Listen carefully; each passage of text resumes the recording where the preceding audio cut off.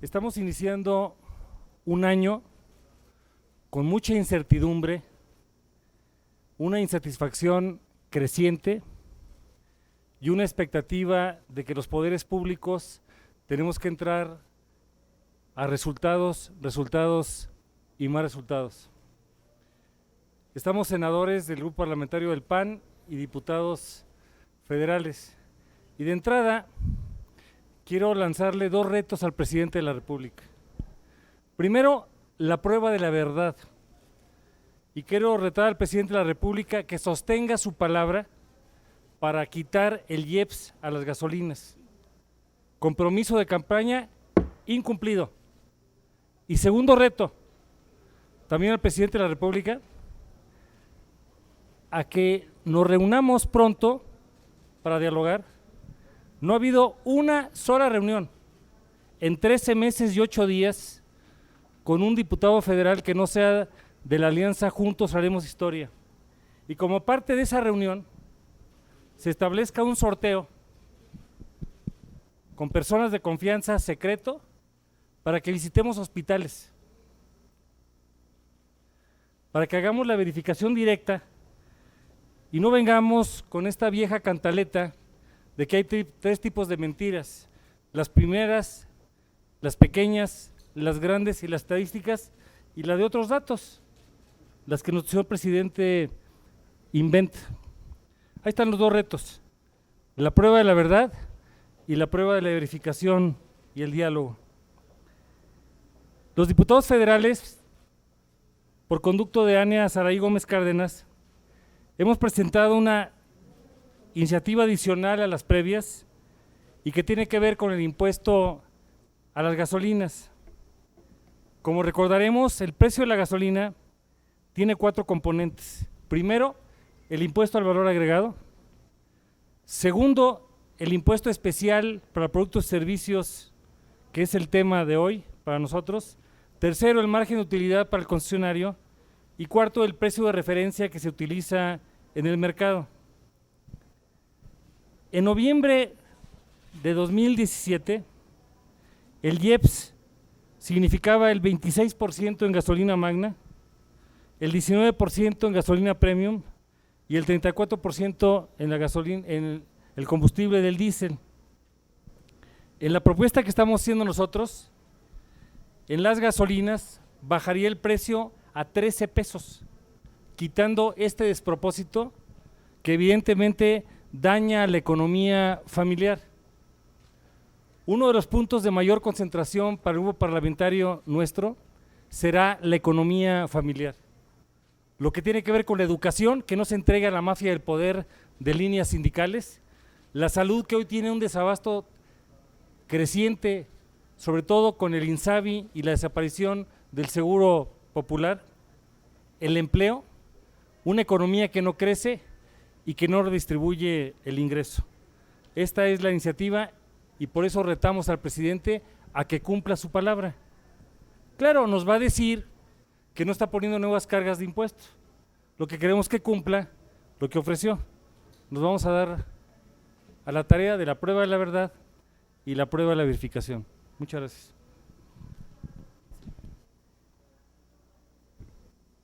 Ania Saraí Gómez Cárdenas. Gracias. La diputada diputado. Ania Saraí Gómez. Gracias. Adelante, por favor. Bueno, a lo que comentaba el coordinador respecto al IEPS, nada más agregar un dato que ya comentábamos ahorita, que ayer cuando fue el ataque a la base de Estados Unidos en Irán, el petróleo inmediatamente aumentó un 4%. Entonces, eso nos habla de que hay un riesgo latente en el aumento de los combustibles y que creo que sería un buen momento para que el gobierno federal se reivindique y blinde a nuestro país en ese sentido. Respecto al Seguro Popular, ya extinto para gloria de algunos inhumanistas y para lamentación de muchos otros que consideramos que la salud es un derecho al que todos debemos de tener acceso y es una obligación del gobierno el poder darlo. Les quiero dar unos datos. Este Seguro Popular logró reunir a más de 53 millones de afiliados y tan solo el año pasado Se entregaron retrovirales a 100,000 pacientes con VIH, atendieron a 50,000 personas con distintos cánceres y fueron testigos del nacimiento de 630,000 niños. Contrario a eso, desde el 1 de enero de miles de afiliados han quedado a expensas de la incertidumbre que genera tener un programa sin reglas de operación y sin una estrategia de comunicación clara sobre los nuevos procedimientos y normativas. El Grupo Parlamentario de Acción Nacional no vamos a entrar en una discusión de si el Seguro Popular era eficiente o no. Los datos hablan por sí solos. Lo que a nosotros nos preocupa es la falta de certidumbre y el desorden con el que ha venido planteando a tan solo 8 días la creación del INSABI, el gobierno federal. Nos preocupa, uno, porque hay incertidumbre para los beneficiarios. Yo les puedo hablar, por ejemplo, del caso del Estado de Nuevo León, que son más de 1 millón de beneficiarios los que recibían atención médica gracias al Seguro Popular. Ahora, a tan solo 8 días del 2020, estos usuarios están en incertidumbre. A pesar de que los titulares de los centros de salud en el estado han tenido la voluntad de continuar con el programa, atender a los pacientes, pues ellos también están sujetos y dependen de las reglas de operación del INSABI. Y la otra parte que nos preocupa también es que tanto el gobierno federal como sus diferentes voceros, inclusive aquí en esta Cámara, hablen solamente de una cuestión administrativa y no estén viendo la parte humanista, porque estamos hablando de seres humanos a los que se les tiene que dar un servicio y no se les está dando. Hay incertidumbre, hay falta de capacidad, hay falta de transparencia y por eso es que para nosotros era tan urgente el hacer este exhorto tanto al titular de la Secretaría de Salud como al propio presidente de la República de que pues emitan a la brevedad las reglas de operación.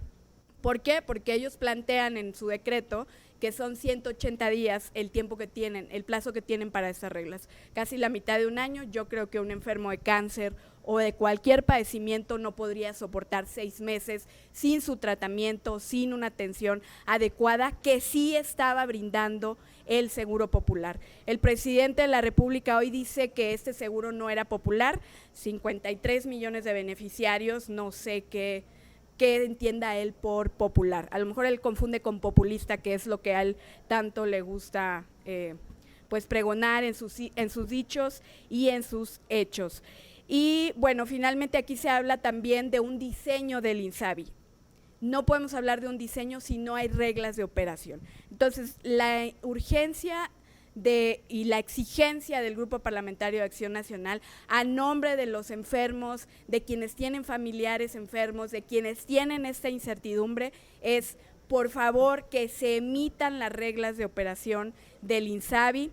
Ya no vamos a entrar en discusiones, creo que en esta Cámara se fue muy contundente en el debate de la importancia y de los resultados que arrojaba el Seguro Popular.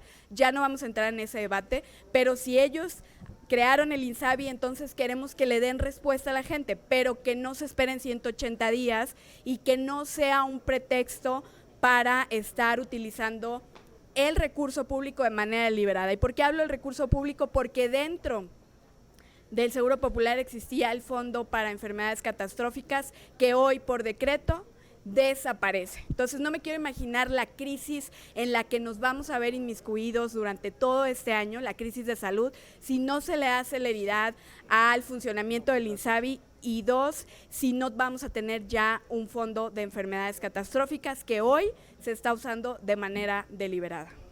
Ahora uso de la palabra la senadora Xóchitl Gálvez. Bueno, muchas gracias. La verdad es que este gobierno todo es improvisación. La ceremonia de Xochimapal, que fue objeto del presidente en el estado de Hidalgo, consiste en ponerle una corona de pan. Pero obviamente como no hubo pan, agarraron 2 cocoles y fue el hazme reír de México el presidente. ¿Por qué? Porque todo es improvisado, porque todo está mal. Si una cosa tan sencilla como una corona de pan agarran 2 cocoles, pues imagínense ustedes lo que está pasando con la salud. Aquí dice claramente en este comunicado, el 6, que la atención solo es al primero y segundo nivel y que la atención al tercer nivel, de la que hablan los hospitales, cancerología, nutrición, será de acuerdo al artículo 36 de la Ley General de Salud. Y la Ley General de Salud establece claramente las cuotas. Es falso lo que dice el presidente, que no se va a cobrar. ¿Por qué? Porque está en la ley, porque lo pusieron en la ley. ¿Quién cubría esas cuotas?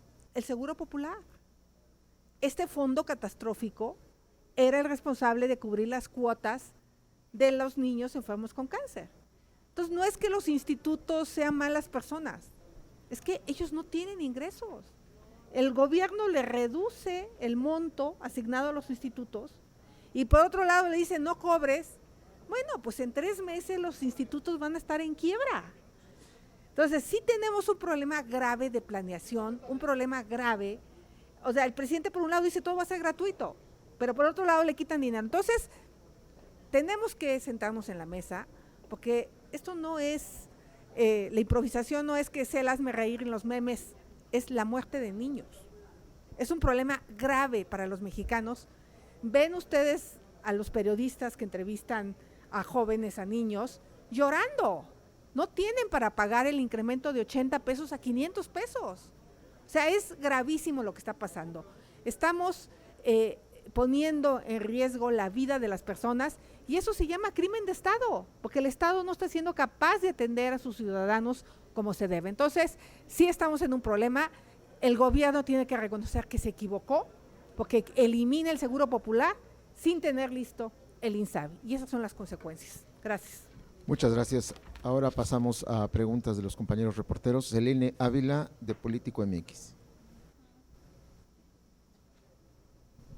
Muchas gracias, buenas tardes ya, feliz 2020. Preguntarles, en ese momento ya hablaban ya del tema de las gasolinas con el asunto del IEPS y este incremento. Preguntarles también en este contexto lo que está pasando en Estados Unidos y en Irán. Evidentemente se disparan los precios del petróleo. ¿Cuál sería el llamado al gobierno federal para que pues contenga esta eventual alza que va a haber en las gasolinas? Porque por un lado recauda por el alza de los precios del petróleo, pero por otro lado supongo que tiene que haber una estrategia muy clara y muy puntual para evitar que este precio de las gasolinas se dispare, 1. Y 2, ¿cuál tendría que ser la postura del gobierno federal en el tema diplomático respecto de lo que está sucediendo obviamente en Estados Unidos y en Irán? Y ya por último, perdón, abusando, si nos da un avance de cuál va a ser los temas que va a abrazar el PAN en el próximo periodo ordinario de sesiones. Muchas gracias.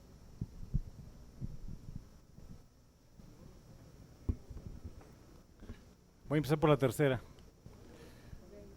¿Cuáles son los temas que están en la agenda? Hay temas muy sensibles. Primero, hay que hacer la reglamentación del artículo 19 sobre prisión preventiva oficiosa.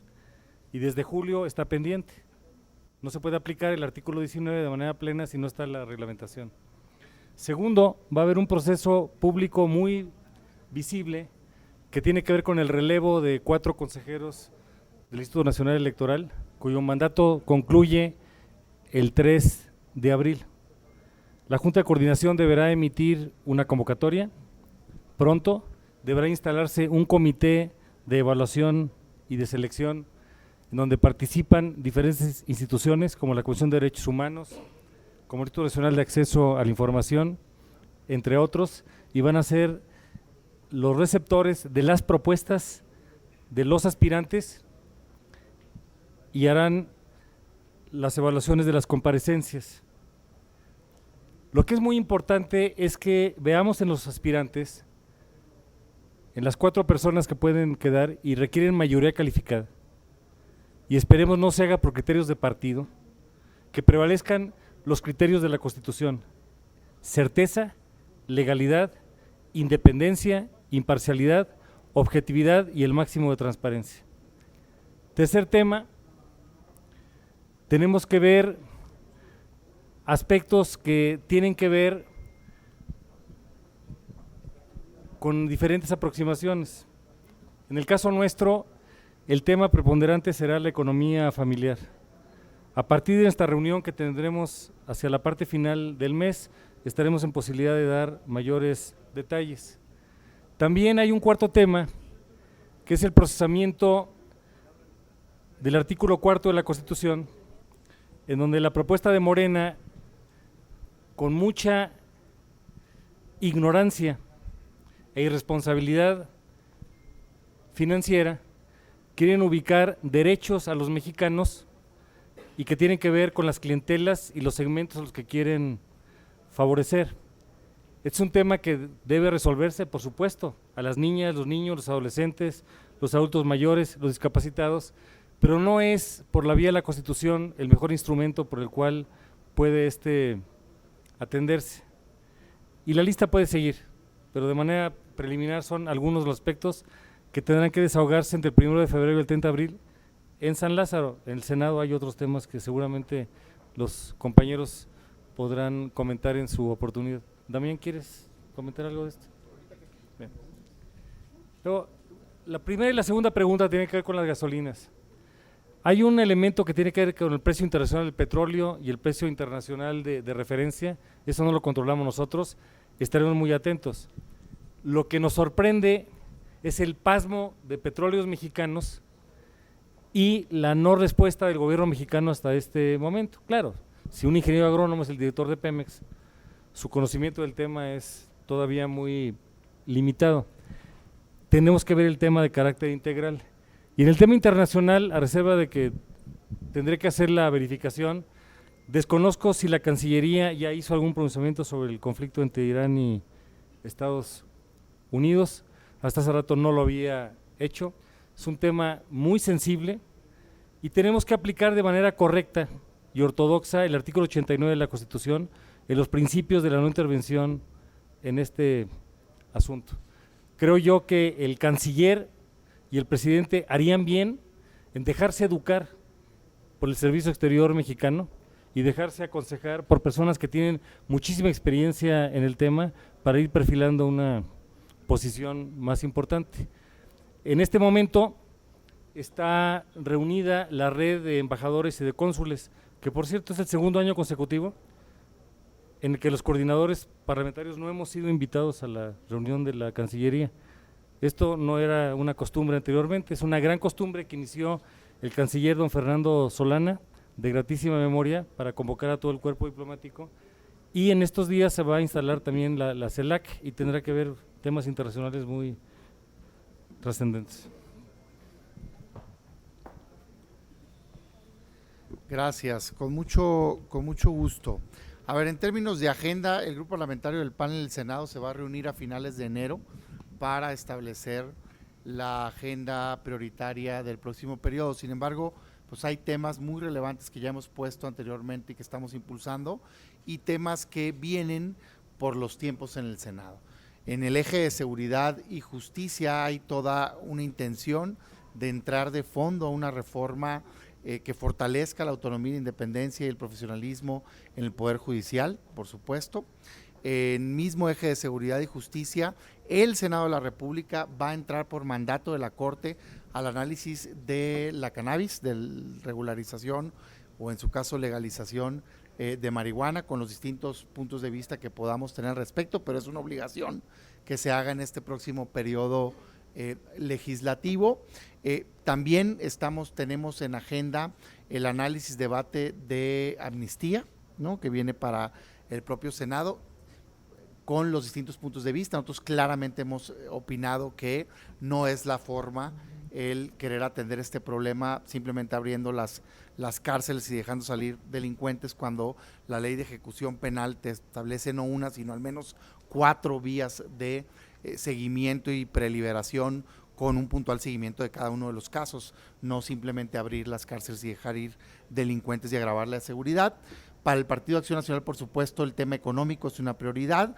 Hemos planteado muchas propuestas desde el Consejo Fiscal a nivel nacional hasta tasa cero para quien gane menos de 10,000 pesos, que se traduciría en un mes de apoyo directo al bolsillo, y la reducción del ISR, la disminución del IEPS, en fin, varios temas pues que estaremos impulsando desde el Senado, pero reitero, apenas a finales de mes vamos a hacer ya el acuerdo en la fracción parlamentaria.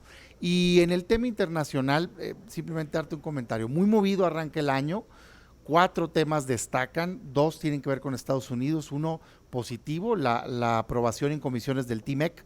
Para México el tratado México, Estados Unidos, Canadá representa 80% del destino de exportaciones, principal socio comercial, fuente de certidumbre, de generación de empleos, de desarrollo económico, y más allá del muy mal sabor de boca que dejó la chamaqueada que le pegaron al gobierno mexicano en la negociación con la invasión a la autonomía en materia de supervisión laboral, sí es una bocanada de aire fresco el que se pueda firmar ese tratado, daría certeza y sería muy positivo para México.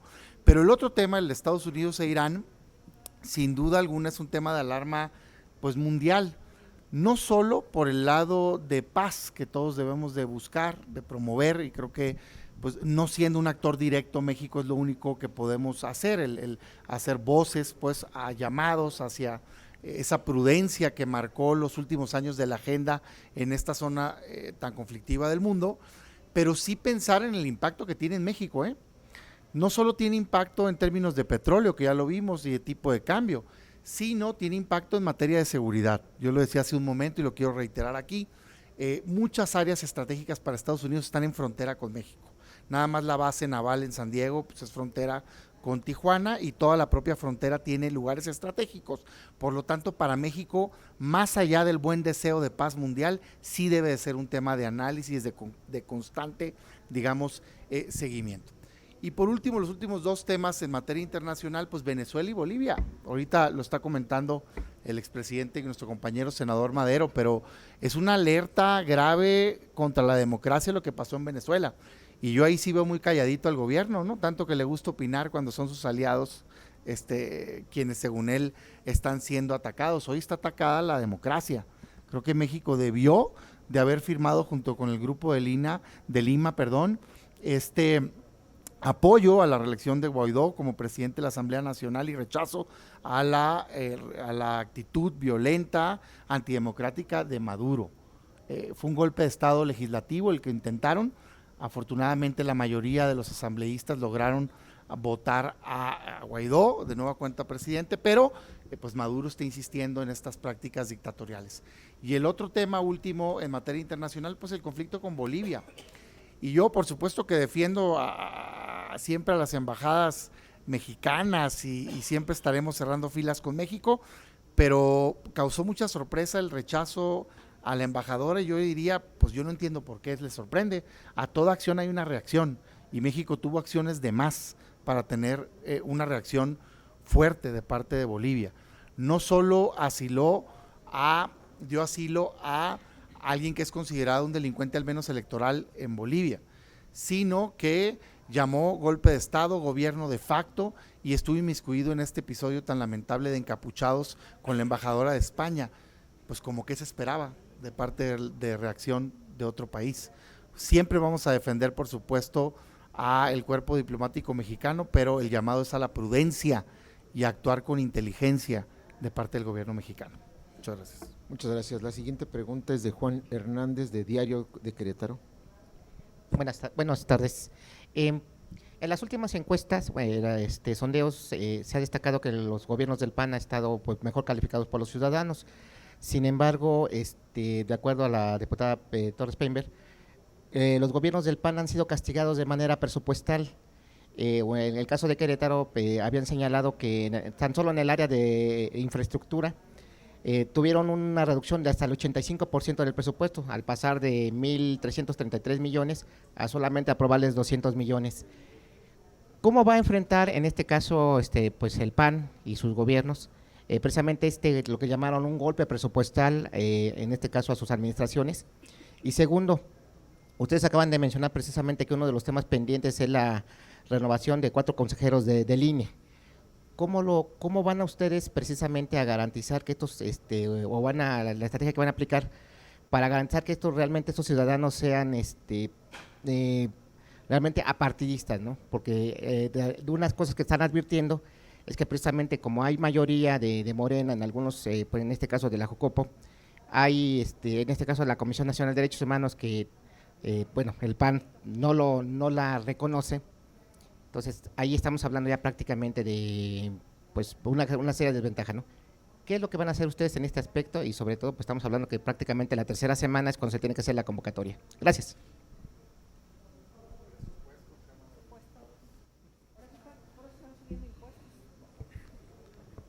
En el tema del presupuesto, como sabemos, hay participaciones y aportaciones.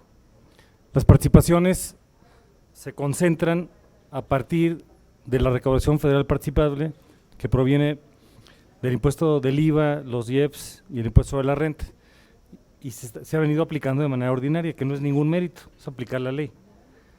El problema está en las aportaciones, porque de manera discrecional, y lo podemos ver en los gobiernos, fíjense en gobiernos como Tabasco, nada más como referencia, las aportaciones que recibe en relación al resto del país, y ahí es donde están las discrecionalidades. Entonces, por supuesto que lo que tendremos que hacer es ejercer el control y seguimiento del presupuesto y apoyar a todos los gobernadores, no solamente a los emanados de Acción Nacional. No conozco el detalle de Querétaro, sí conozco el de Guanajuato. En Guanajuato no hay un proyecto federal de obra, no hay uno. Y no hay 46 municipios tampoco recibiendo estas circunstancias, porque el presupuesto actual tiene 4 problemas. El primero, aunque el presidente no se da cuenta, es que no genera crecimiento económico. Es probablemente el único presidente del mundo que brinca de gusto con 0 crecimiento económico. Eso es inédito en la historia del mundo. Segundo, no tiene un gramo de vida municipal y de vida estatal, por la pregunta y la reflexión que estamos compartiendo. Tercero, ataca a los contrapesos republicanos. Hay una disminución de 3,000 millones de pesos a los órganos autónomos. De todos ellos, el único que se salvó presupuestalmente fue el INEGI, y eso es porque tiene que hacer el censo de cada 10 años de población y vivienda que inicia durante el mes de marzo. Y por otro lado, este presupuesto no está propiciando el desarrollo social, el combate a la pobreza y la desigualdad, sino lo que está haciendo es entregar carretadas de dinero como dádivas a segmentos que sí lo necesitan, pero que esta no es la solución para hacerlo. Nosotros, por presión indirecta, influimos para que al menos en 8 programas, para fines de febrero, se publiquen las reglas de operación, y también es importante que se publiquen los padrones de los beneficiarios, y vamos a insistir en que todas las reglas de operación a todos los programas sociales estén debidamente presentados. En el presupuesto del año pasado había más de 400,000 millones de pesos en programas sociales sin reglas de operación y sin padrones de beneficiarios. El contrapeso republicano tiene que ser ese, el control y seguimiento del presupuesto. La segunda del INE y la segunda del INE. La garantía de que se tomen 4 decisiones correctas nos corresponde a todos. Nosotros lo que haremos es cuidar, 1, la convocatoria, 2, el proceso que incluye comparecencias y una evaluación externa por parte de este comité evaluador, y buscaremos llevar al pleno para tener 2/3 personas que estén plenamente acreditadas con el perfil y los principios de la Constitución que ya expresamos: certeza, legalidad, independencia, imparcialidad, objetividad y el máximo de transparencia. Muchas gracias. Karina García del Universal. Gracias. Prácticamente era la misma sobre el INE, pero solamente para abundar, dice el consejero, el diputado Mario Delgado que bueno, que ahora ya no va a haber reparto de cuotas y que eso ocurría en el pasado. ¿Cuáles son los riesgos que ustedes advierten, dada la experiencia que ha habido en los nombramientos de funcionarios del último año? Y destacadamente de la Comisión Nacional de Derechos Humanos, ¿cuáles son los riesgos que ustedes advierten en la conformación del INE y las 4 vacantes que va a haber? Y bueno, él dice que bueno, ya pues no habrá tiempo de la reforma constitucional que requeriría para la eventual salida anticipada del consejero Córdoba. ¿Ustedes ven bien esta señal, que por lo menos no insistan en esta reforma? Gracias. El límite legal para hacer reformas es el 5 de junio, porque es un año antes. El 6 de junio del año próximo habrá 15 elecciones de gobernador, 29 locales. Digo 15, estoy contando Baja California, salvo la trampa que han querido esconder y no lo hemos permitido. Si don Mario Delgado nos dice que está contra cuotas, yo le agregaría contra cuates y criterios que no pasen el perfil necesario. La suscribiría con mucho gusto. Sería una obligación de parte de todos nosotros. El INE tiene que estar completamente acreditado en su independencia. O sea, el riesgo es que la mayoría espuria quiera imponer la mayoría calificada. Hay que recordar lo siguiente: la Alianza Juntos Haremos Historia obtuvo el 43.58% de la votación. El presidente de la República el 53.19%, hay casi 10 puntos de diferencia. Y ellos tienen el 61% de los votos, tienen 18% de sobrerepresentación. Entonces, cuando ellos dicen somos mayoría, mienten. El presidente sí obtuvo un mandato de mayoría, ellos no obtuvieron un mandato de mayoría. Nadie obtuvo ese mandato en San Lázaro ni en el Senado de la República. Entonces hay que hacer buena política, una buena convocatoria, que haya buenos aspirantes, que tengamos buenas propuestas y que le demos a México las personas que puedan garantizar que el INE siga siendo un orgullo mundial. Muchas gracias. Muchas gracias. La pregunta siguiente es de nuestro compañero Rafael Ramírez del Sol de México. Senadores, diputados, buenas tardes, gustos en saludarlos. Preguntarles rápidamente, la migración o desaparición del Seguro Popular al INASABI está generando que los usuarios se vean afectados, donde pagaban servicios de 80 pesos pasaron a pagar 500 pesos o hasta más por algunos servicios. Quisiera conocer su punto de vista sobre esta situación que incluso ya está cobrando vidas en algunas personas que no han podido pagar servicios que llegan a ser hasta de 10,000 pesos, que para gente pobre no es posible pagar. ¿Cuál es su punto de vista acerca de esta situación? Pues ya lo mencionamos ahorita, el gobierno federal está generando solamente incertidumbre para los usuarios o bueno, para quienes eran beneficiarios del Seguro Popular, y lo único que está provocando es que llegue un momento en el que la gente, pues quienes tengan una enfermedad que realmente requiera una atención urgente, como VIH, como enfermos de cáncer, como alguna enfermedad catastrófica, pues que mueran. Y esto va a ser responsabilidad del gobierno federal, de Andrés Manuel López Obrador, de la Secretaría de Salud y de todos aquellos que avalaron una transición. Yo no estoy segura que sea una transición, porque ellos están desapareciendo beneficios que daba el Seguro Popular, como el Fondo de Enfermedades Catastróficas, como tratamientos gratuitos para enfermos de cáncer y de VIH. Entonces, por eso es que nosotros estamos exhortando a que haya certidumbre, que haya celeridad en la emisión de las reglas de operación, pero evidentemente eso es lo que va a pasar. El presidente dice que se está atendiendo a todos, eso es falso. En los estados lo podemos ver, aquí ya vemos representantes de diferentes estados, ustedes mismos como medios de comunicación lo han visto. Si van ahorita a cualquier hospital y preguntan a quienes han sido beneficiarios del Seguro Popular, les van a decir o que no han sido atendidos, o que no les han dado certeza, o que tienen que llevar otra vez toda la papelería, la póliza, o que no hay medicamentos. Entonces, si no le podemos dar ni siquiera esa certidumbre al ciudadano, y además no podemos atenderlo en una emergencia de salud, como podría ser cualquiera de estos casos, pues entonces estamos hablando de que estamos entrando en una crisis de salud, pero que la gente puede empezar a morir. Perdón que lo diga de esta manera tan ruda, no me gusta hacer este tipo de aseveraciones, pero sí me preocupa porque personalmente lo he visto. Personalmente vimos cómo no se está atendiendo a los ciudadanos que ya eran atendidos con un tratamiento, con un medicamento en los diferentes hospitales gracias al Seguro Popular.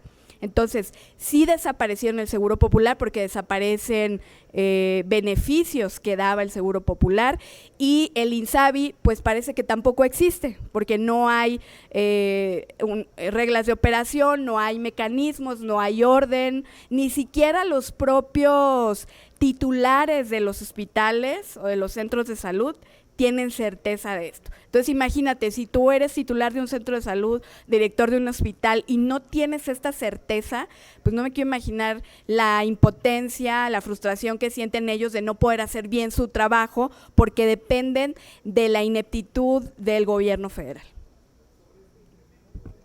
A ver, quiero ser muy precisa.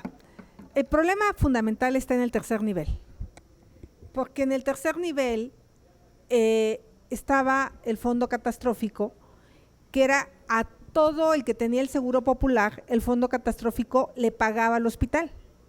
Al desaparecer el fondo catastrófico está esta incertidumbre, porque el hospital no puede invertir dinero porque va a quebrar el hospital al mes, porque nadie le va a pagar. Ok, no le cobro al enfermo, pero ¿quién me va a pagar?